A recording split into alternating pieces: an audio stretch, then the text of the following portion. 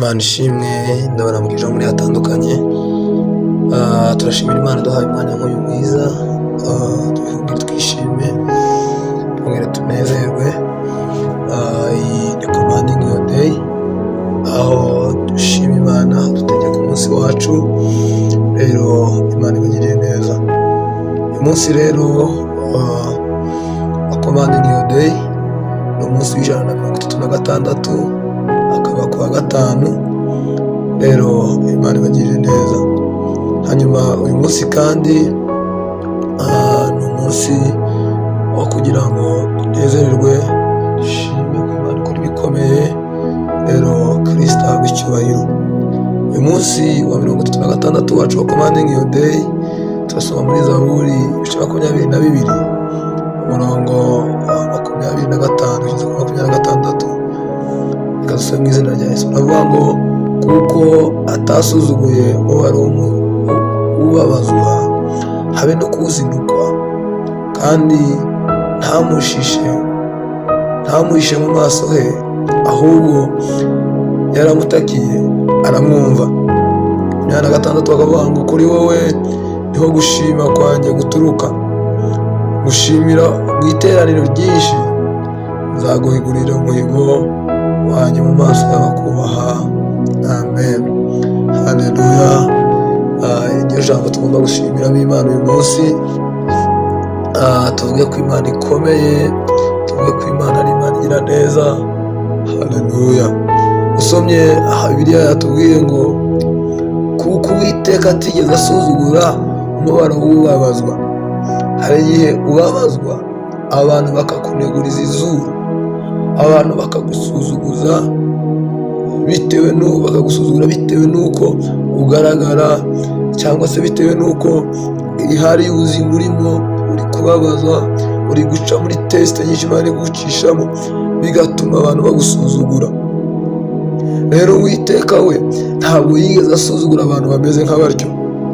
Uwiteka nta nubwo erega yigeze n'abazinukwa, kandi ntabwo yigeze abahisha mu maso hiwe, ahubwo twaramutakiye cyangwa se waramutakiye arakumva. Haleluya.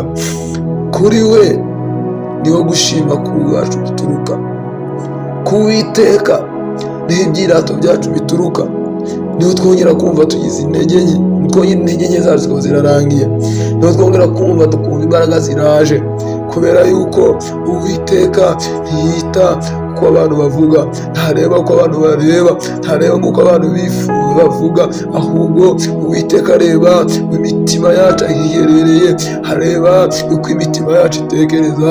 Haleluya. Muvandimwe, muri kino gitondo ndagira ngo nkubwire, Uwiteka ari kumwe nawe. Uwiteka ntabwo azagusuzugura. Yego mu mibabaro yawe, yego mu gahinda kawe, yego mu byose waciyemo, Uwiteka ntabwo yigeze agutererana, habe na rimwe. Ntazigera kuzinukwa, ntazigera ahisha mu maso hiwe, ahubwo uzamutakira azakumva, ahubwo niho gushima kwawe kuzaturuka.